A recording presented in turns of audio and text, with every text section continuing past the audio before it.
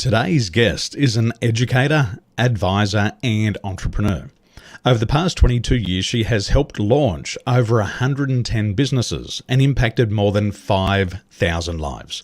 Today, she's going to share with you new insights, ideas, and information to love learning once again. Would you please help me welcome our friend, Priya Tronsgard?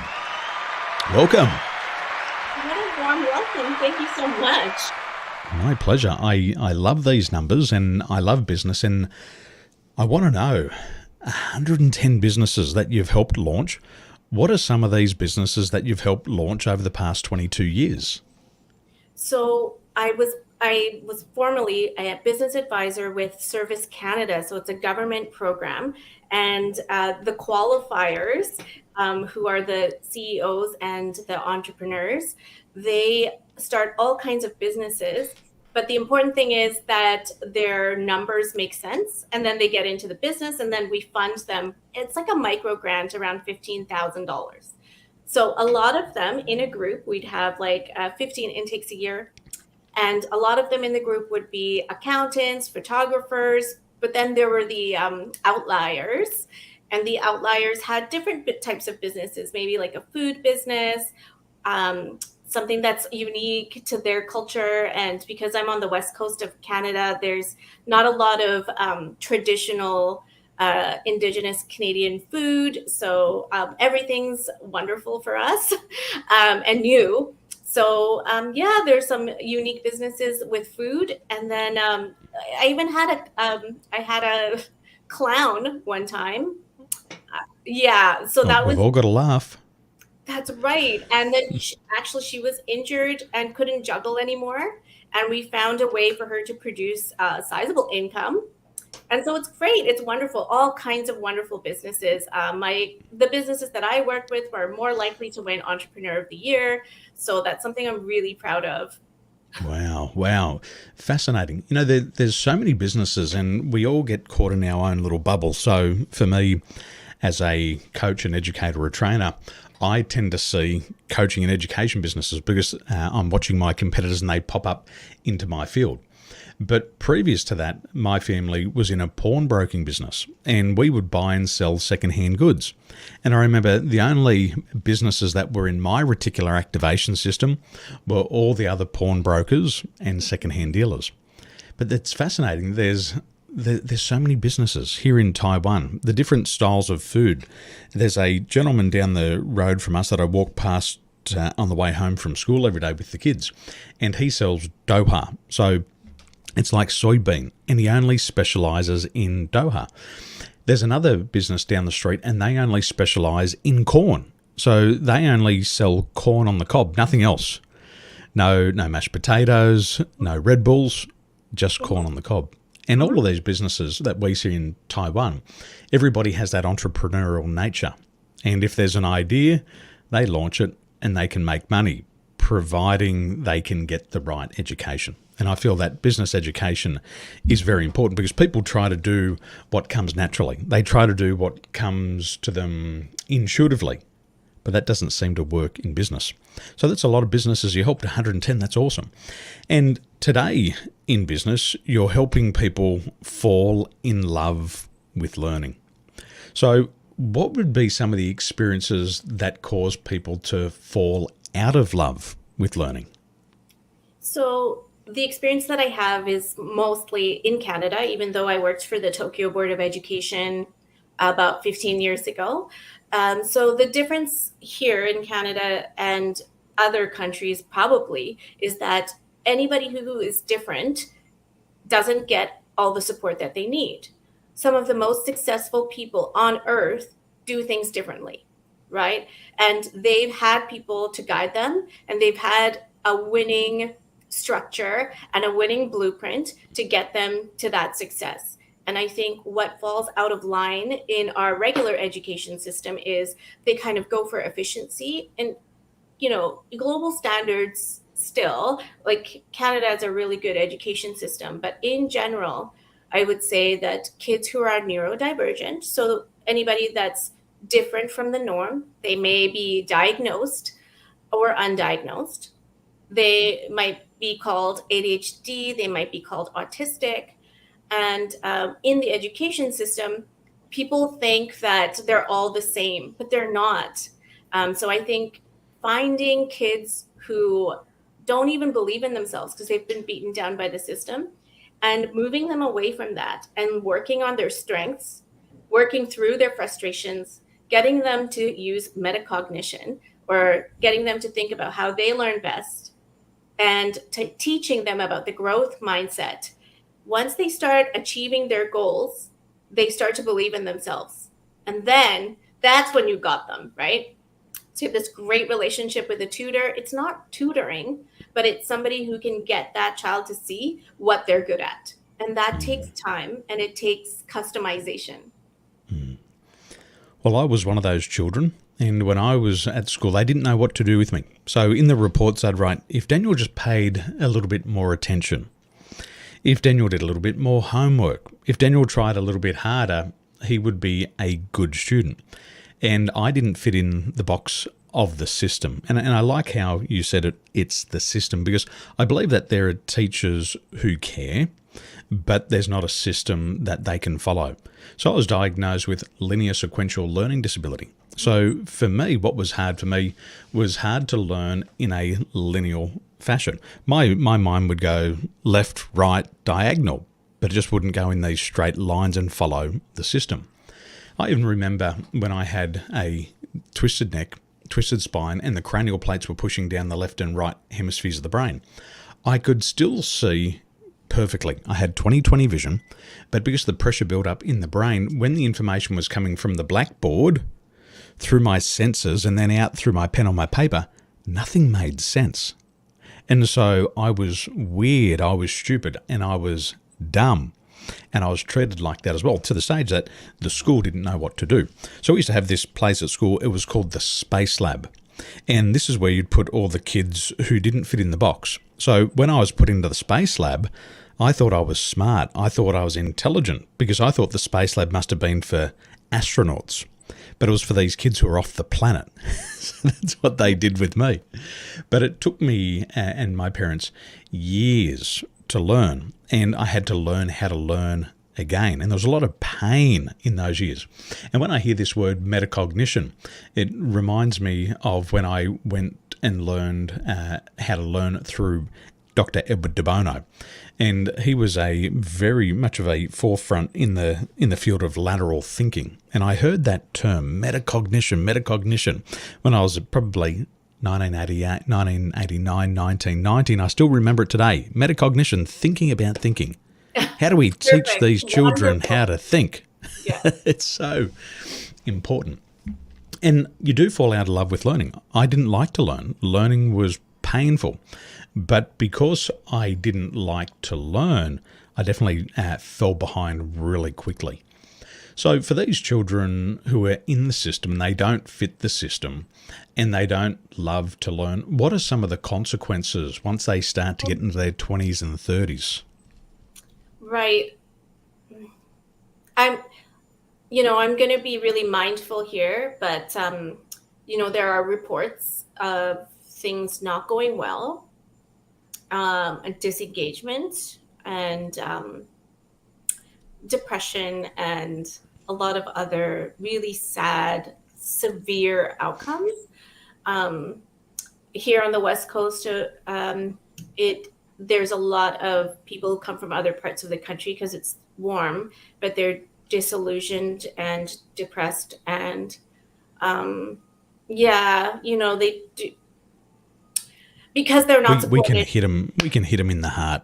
Let me give you a couple that I see. What I see is adults who start to compare themselves to others. They say that person's educated and they can succeed. I'm educated, I can't succeed. They start to have self-limiting beliefs like learning is hard, learning's not fun. And so they don't attempt to learn. Even if they do pay to join a program, they still convince themselves of their own bullshit stories that it's hard to learn. And so in a lot of my trainings, I see a lot of people who were once labelled learning disabled, but the biggest disability they've got from it is it's impacted their emotional intelligence. So now their resiliency drops, their level of flexibility drops, their ability to start drops, and they really start to lose self-worth and self-esteem. That's what I'm seeing with That's people in their perfect. 20s and 30s and 40s. That's better than the reports that tell us that their kid is more likely to commit suicide, turn to drugs, and be unemployed or end up in prison. Like, there's severe consequences. And I'm not saying that, we're going to be able to stop those things, but what I'm saying is we're increasing the chances for them to be successful, and for them to have hope, and for them to believe in themselves, and for them to stick with it. And that's the hardest part. That growth mindset is, every time I fail, I learn. And I think a lot of people don't really know about the growth mindset, and they listen to their inner critic versus their inner coach. Like, what would my inner critic say? It's that negative narrative, right? I don't amount to anything. I'm stupid. I'm dumb. And I don't know anything. Everyone's smarter than me. And everyone else has advantages except me. And then we change that around to, I can do it. I just have to keep trying. I am smart. I am worthy. I can do this. That takes time. It takes coaching. And then It does. they see the results. That's the best part. They see the results. I And remember that's when I when, was 28, Priya, yeah, and I you're not started 28 to. now. You're 28 now? I'm No, only 48. oh, wow. I Congratulations on No, taking care of yourself. 42. I remember after having years of these learning disabilities, I started to work with Emirates Airline, and I got the job. And one of the reasons why I got the job was I didn't have to have a high school certificate. I didn't have to have a university degree. And so I got the job, but I had the right attitude. So I was willing to work hard. I was willing to get out of my comfort zone.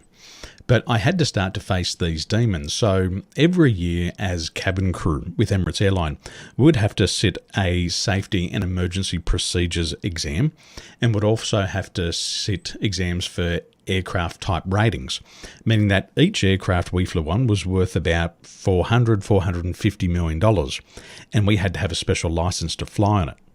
I could learn all the information. I could read what was in the book. I could do all my study. I could do all my preparation. But what I realized was that my inner dialogue when it came to the exam was, I'm going to screw this up. I'm going to fail. I need help. And every time I came into an exam, I'm going to screw it up. I'm going to fail. I need help. And the pass mark was always 80%. But my grade would always be about 79%. So I'd fail, and then I'd have to go explain myself. So I'd be called into my manager, and the manager would say, Daniel, you're one of our highest performers. You got the perfect track record. Have you studied? I'd talked about all the study I did, how I'd studied for 6 weeks, all these hours, all these notes. And then I'd start to tell my own story. I'd run my own story like, well, boss, when I was 9, I was diagnosed with linear sequential learning disability.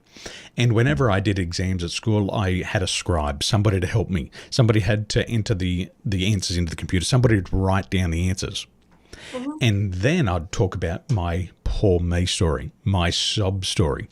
And then the manager would say, Daniel, I believe in you. You can do this. You're one of our top performers. I want you to go into the examiner. I want you to blitz it. I want you to prove it to me that you can do it.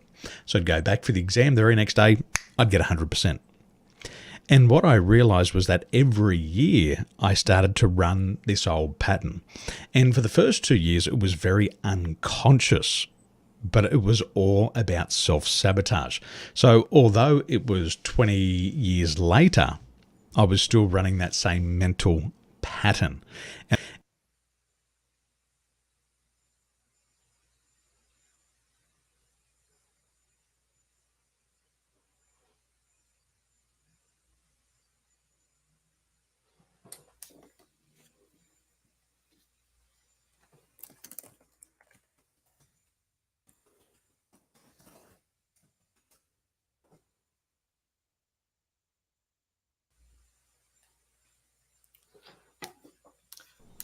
Okay, are we back again? Yes.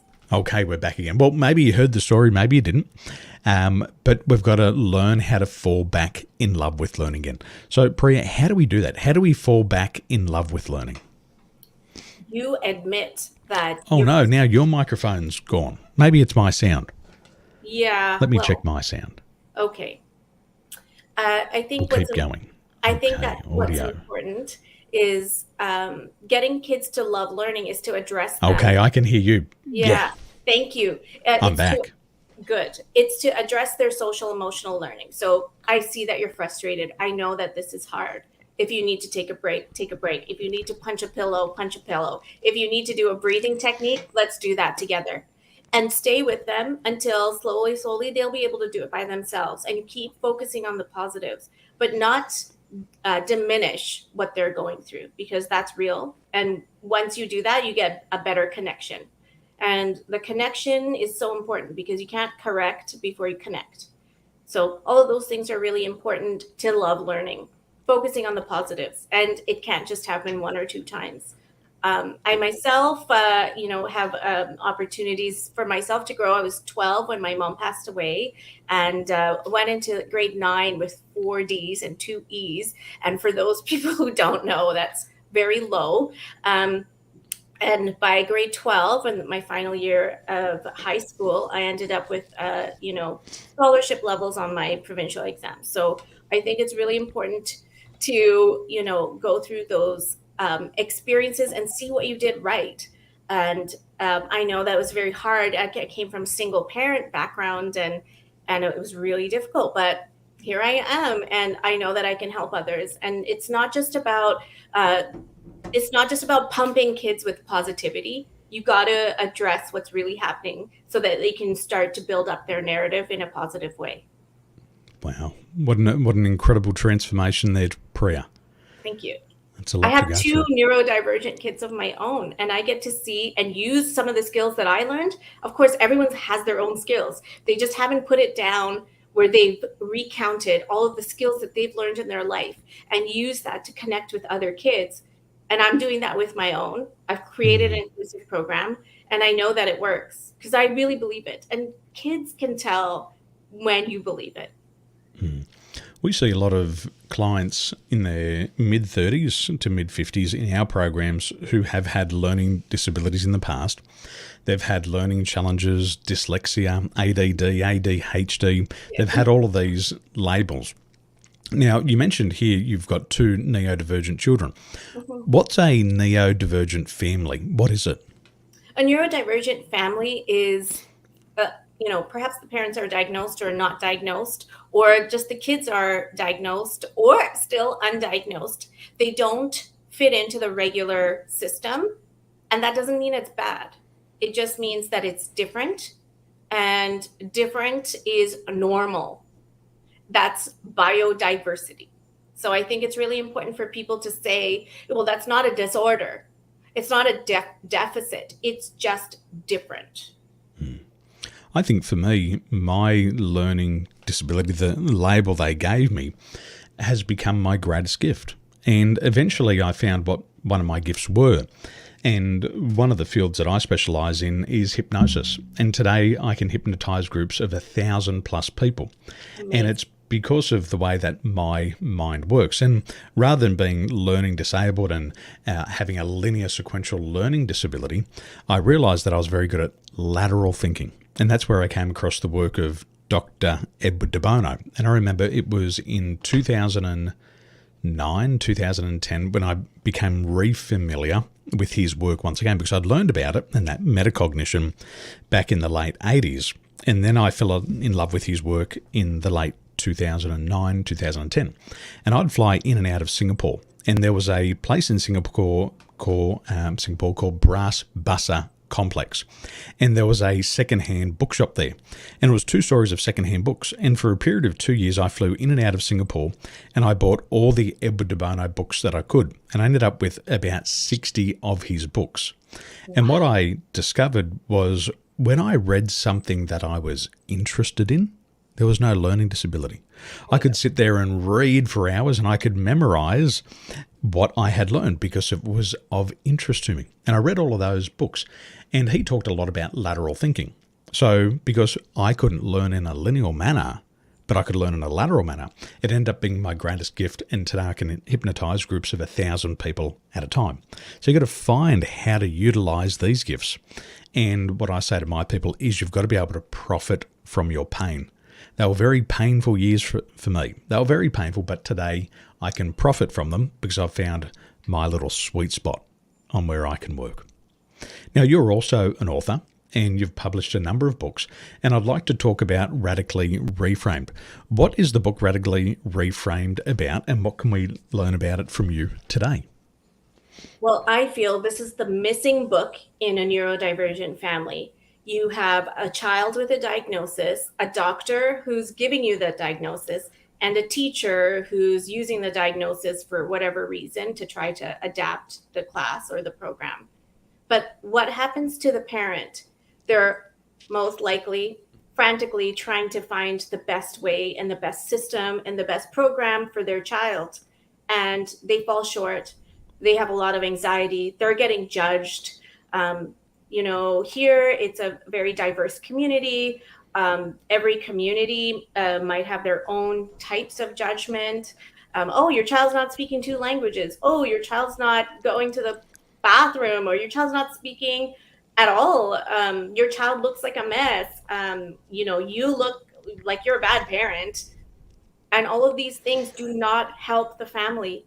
And if the family is strong, the kids are going to be in a better position, right? So it's really important, like you were talking about, is I'm not going to use the word like profit, but it's about reframing it, right? So because you're talking about businesses and I'm going to talk about families, right? So I've worked with a lot of families and I see what the successful ones do. I've worked with physiotherapists, occupational therapists, speech language pathologists, and putting all of that information together with kids from a young age, along with teaching, people up to 99 years old. I've learned these specific skills, and I know that they work because I've seen them happen, where a child is kicked out of school, a child is bullied, a parent can't go to work because they have to take care of their child because they're kicked out of school. There's no school that will take them. This book is going to change their lives. I believe it because I see it. And I'm that type of person where I have to see it to believe it. This book will change somebody's life. And I can't wait for them to have this better life for them and for their child. Ladies and gentlemen, if you have a neurodivergent child or you're from a neurodivergent family, jump on the book immediately. I can remember how confusing it was for my family when I was diagnosed with linear sequential learning disability. I remember the years of pain that my mum went through. She took about 5 years off work just to try to help me correct this. And it was at a time where we didn't have a lot of information. The information on these learning disabilities was hard to access. But you've got the author here of the book, Radically Reframed, Priya Tronsgard, and jump on Amazon today. Get your digital version on your Kindle or get the hard copy shipped out to you.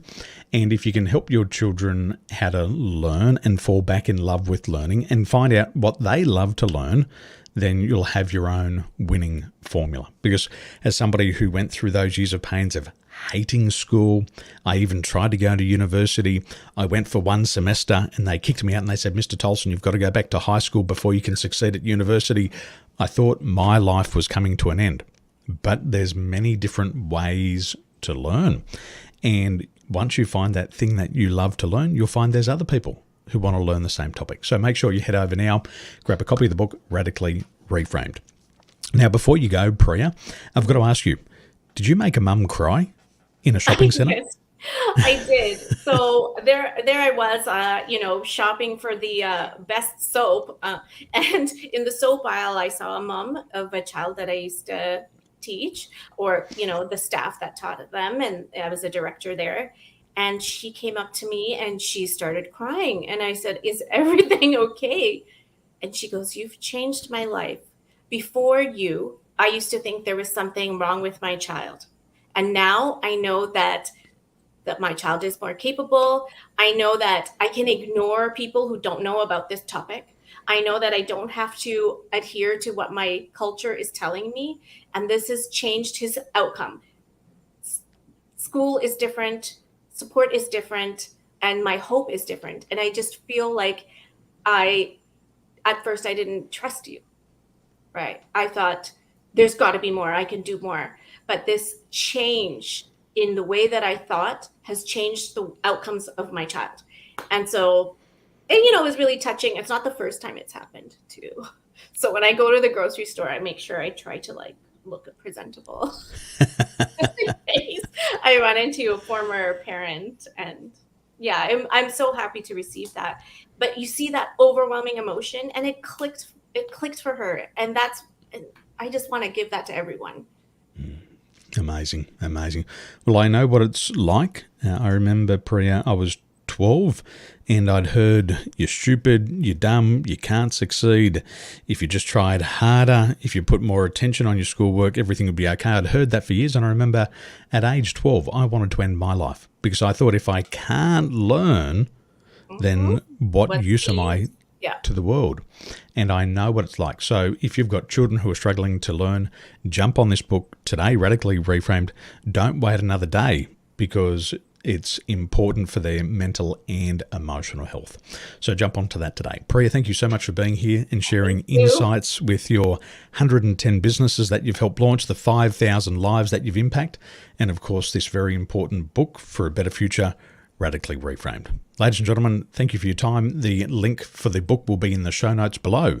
And remember, one new idea at the right time is enough to change your life. Have a wonderful day, and we'll see you soon. Priya, thank you so much. Amazing.